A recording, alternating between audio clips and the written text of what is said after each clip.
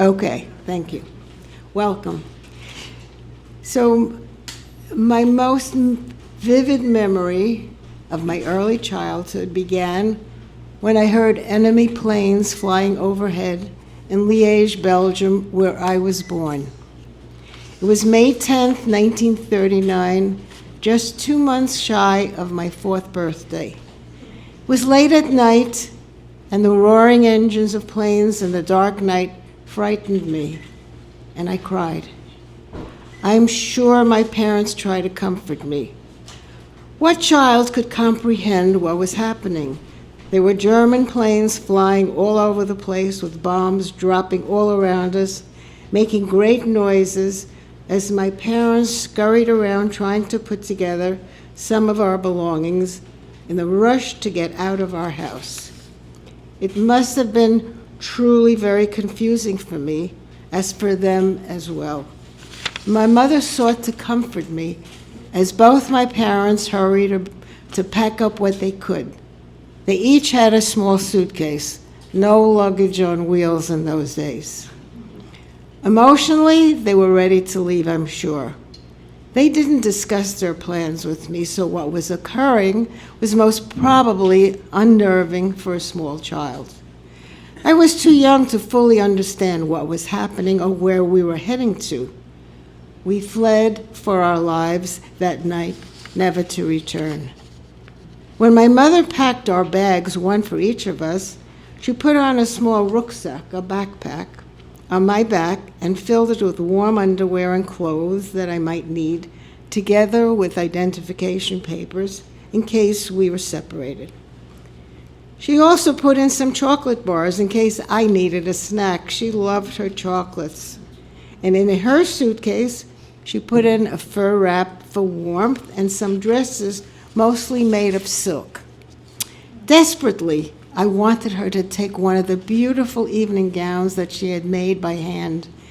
I loved that dress. It was hot pink taffeta with black tulle overskirt and adorned with large silk flowers sewn all over it. It was a Cinderella dress. Of course, she left that behind. I did convince her to take a box of family photos, which you would need later in life. I cried that I wanted to take my kitten with us, too, but that, of course, wasn't an option. We just left her a dish of milk and bread in the backyard and hoped that somehow she might survive. I cried bitterly as we departed. My mother then announced suddenly, "We're going." My father, who had built up a thriving business, just locked the door and left. What a hard decision it must have been for my parents to leave everything behind and somehow believe that they would be able to start all over again somewhere else. It was my mother who was the driving force that pushed them into that desperate decision to leave Belgium.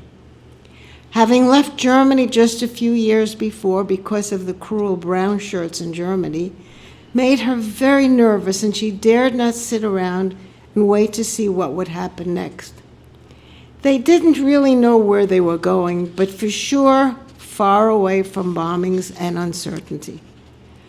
We were the last train to depart from Liège.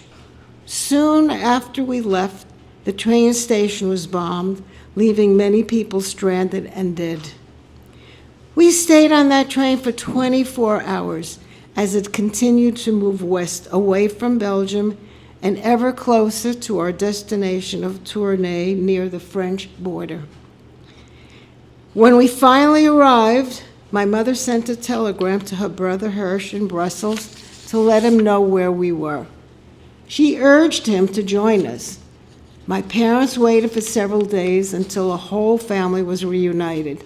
We were now a family of 14 people, and my uncle had 8 children. We dared not stay in Tournai as the enemy was approaching us quickly. Once more, the family left for a small town in southwestern France called Caraman. I remember that the train had to stop several times when they had to switch tracks and take on water for the steam-driven locomotive. The train was powered by coal, and had the crew members were constantly shoveling coal into the firebox. During one of those stops, some soldiers from the French government came on board to remove all able-bodied men and boys to fight. Those from Poland were taken into the Polish army. They took my father and 2 cousins. The 3 had no qualms fighting against the Germans. My father always fought for justice. He had served in the Polish cavalry as a young man, so he was an experienced soldier. My Aunt Esther got down on her knees and pleaded with the soldiers not to take my Uncle Hirsch, as we needed a head of the family to keep us all together. With so many young children in our party, they took pity on her and let him stay on board. However, they had to promise that when they reached their destination and were settled, my uncle would have to join the army as well. I cried bitterly. As my father was leaving the train, he gave my mother all the money he had in his pocket, about 1,500 of American dollars and about 10 to 20,000 Belgian francs. My father, amongst many Jews in Europe who feared that something bad might happen someday, he and my mother created an emergency fund for themselves, setting aside cash on a regular basis. My father had managed to stash away those American dollars, which was the most stable currency available at the time. The journey seemed to take forever. Everyone was frightened. We tried to stay together as best as we could to avoid the risk of being separated. The train's engineer was repeatedly forced to change direction as the Germans continued bombing the railroad lines. Meanwhile, the war continued around us. France surrendered. Part of it was occupied and part not. For some, the war was over. My uncle, a butcher, needed to get a job to earn some money. He looked to go to Toulouse, a bigger city, in search of work. But he needed permission from the mayor. When he finally got it, he and my mother left in search of employment. He and my mother went together and left me with my aunt and cousins. I cried once more. I must have cried so much that there were no more tears. Not only were they in search of work, but more important, they were looking for information about the whereabouts of my father and his nephews. There was so much chaos in the city. Everyone was looking for loved ones. No internet for sure, no cell phones, no phones available as well. They used mail, telegrams, and word of mouth in hopes that they could reach whomever they were looking for. While in Toulouse, my mother became aware that my father was in the city of Bressoir, not far from where they had sent the French soldiers to England. She had also learned that the division of the Polish army that my father was part of was deported to England.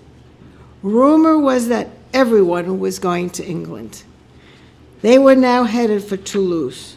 There, my mother met a friend from Liège who told her that her husband had been demobilized and was heading back from the front to meet her. That meant he was let go from the army, and he then sent her a postcard telling her to meet him at the train station. When my mother heard this, she thought, maybe my father could be on that train as well. My mother had a deep-seated feeling that she would be able to find my father no matter where he was. Not sure why, but her intuition or extrasensory perception pushed her, and she followed it. Who knows what urged her on, but she never gave up. Her gut feelings made her a warrior.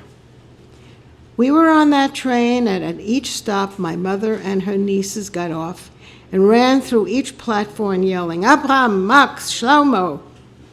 I tried holding onto my mother's skirt as she ran around, and again I began to cry. Remember, I was just a small child of 4 who was afraid of losing both parents.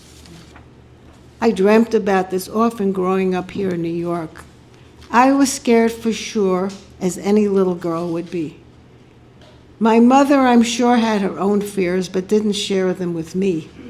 Her husband was gone, her whole life upended, and there was no stability anywhere. One of these times in the train station, as my mother and her niece thought that they should recognize the back of my father's head. And sure enough, she was correct. The joy of finding him was enormous. We hugged and kissed, but there were still tears abound. My 2 cousins were still not with us. That made us sad as well. Eventually, we were all united. It was truly a miracle. Think, thousands of people were milling around in all the train stations. Signs posted everywhere, people asking a million questions, trying to find their loved ones. Chaos all around us. I think often how fortunate we were to find each other. Again, I say it was a miracle. We were now in Bayonne, and we needed a place to stay. We were once more a family of 14 and no roof over our heads. We finally found an empty school building and made mattresses from hay and burlap. We soon heard that the Nazis were heading for this area as well, and there were fears that the local people would not be able to protect any of the Jewish refugees for long. It became clear to us quickly that we had to leave this place as well. But where to go? It seems that we were barely able to stay 1 or 2 steps ahead of the Nazis, and our situation was growing increasingly dangerous. We also heard that there were visas available to Portugal, Spain, Morocco, and other North African countries. To be able to leave France, you needed a visa that would accept you. Was another hurdle that we all had to cross once more. The family devised a plan that the adults would each go to a different consulate and to get permission to go to other countries. My father, together with my uncle, headed for the Moroccan consulate. Hundreds of people were standing in line, but somehow my father pushed his way to the head of the line and said that he had just been discharged from the Polish army, and he was in need of a safe place for his large family. And because of that, they let him go to the head of the line, and another miracle occurred, and the family was granted permission to go to Morocco. The officials empathized with his plight, and the necessary papers were granted, and they wished us good luck. The next hurdle was how to get to Morocco. No one knew how to secure a boat for Casablanca, the city that we're headed to. The family headed to the waterfront of Bayonne, where they now were. People gathered there on the pier near a cargo ship. My family made a joke that magically a boat would appear and would transport us to Casablanca. Other refugees suddenly appeared, and soon there were several hundreds of refugees standing with their sparse belongings, all waiting for something to happen. Soon, with all this commotion, the captain from the cargo ship docked nearby, stood on his deck, and asked what all these people were doing here. His name was Captain Snow. People shouted that they were looking for transportation to Casablanca. The captain said he could not help them since he was transporting a load of bananas to England. There was no indication that the captain would change his mind, so we just remained standing there in hopes that a miracle would happen. Things took a turn for the worse as it started to rain. The conditions were miserable for all of us, the old and sick ones and small children too. One of the refugees was carrying a baby just 8 days old. There was no food, nothing to drink either.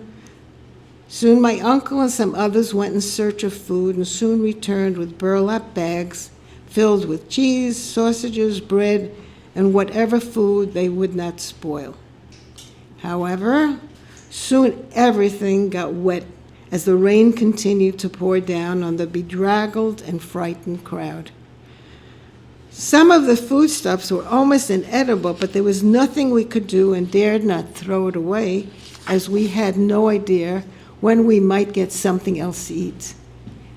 Captain Snow was watching this whole scene taking place and took pity on these poor refugees and announced that he would try to do something to help us. However, we had to return the next day. We had nowhere to go and were fearful as to when the Nazis would arrive. We were now 500 people, not just our family of 14. The captain had tried to speak to his company, but to no avail. Then people started to sing the Marseillaise. I was so young, but remember that moment like it was yesterday. The captain stood there crying, along with all the people, and he promised to do something. He had such empathy that he made a deal with us. He promised to take us as far as he could, which was Portugal. We would have to feed ourselves since he was not prepared to supply food for such a crowd. We had to sleep anywhere we could find space on board. I recall that the men had to throw all the green bananas overboard to make room for us. They told us that we would get very sick if we ate them. My family found refuge from the rain in a gazebo in the center of town. We were soaking wet. My mother put some dry clothes on me and had to change her clothes as well. Remember, her dress was made out of silk, and it was shrinking, was now becoming a mini dress, and it was not the style then. We returned to the schoolhouse, and after a sleepless night with some people sleeping on the floor, we returned to the pier with rain-sodden food. We rushed to the pier to find that the smokestacks were spewing smoke and getting ready to leave port as soon as all the people were on board. As we boarded, people started to push. You don't have to push, said the captain. Everyone will be able to get on without a problem. Without consent from his company, he decided that he would take us to Portugal, far away from the Nazis, who were soon to arrive. There was little food, but at least we could leave Bayonne alive and go to a safer place. We remained on board that ship for 8 days. The captain feared going too far offshore with his precious cargo of refugees, as he had nowhere near enough lifeboats or life jackets, so he sailed just a few miles off the Spanish coast. During those 8 days aboard, most of the people slept on the hard decks. We didn't change clothes nor wash ourselves during that time, so you can imagine, after throwing up and not washing, how we must have reeked. Finally, we reached the port in Portugal, and the captain told us he was going ashore and try to obtain help from the Jewish agency there. None of us could get off the ship since, remember, we didn't have the necessary papers. We had visas for Morocco and not Portugal. Astonishingly, the captain arranged for everyone to get onto another ship. As a thank you gift for all his kindness, the refugees wanted to collect money to give him, but the captain said he refused. If you want to give a gift, give it to a poor people. He said, I don't need it. Captain Snow was French and truly very kind. He told us that he couldn't live with the thought of leaving all of these refugees for the Nazis. Eventually, a book was written telling about these events. Sadly, on a subsequent trip, the good Captain Snow's ship was hit by a torpedo, and that destroyed his ship, and he was killed on his way to England. How very sad. We so need kind people in this world. Our voyage from Portugal to Morocco was a welcome respite from the very difficult conditions that we had endured. We spent several days aboard the second ship with enough time to bathe ourselves and wash our clothes. We all looked forward to arriving to a safe place. Our destination was Casablanca and was waiting for us and hopefully giving us a safe haven within which to live a better life. When we arrived, We were met by the Jewish Agency and were housed in a refugee camp for several weeks until we could sort things out. We were happy to arrive to a safe haven.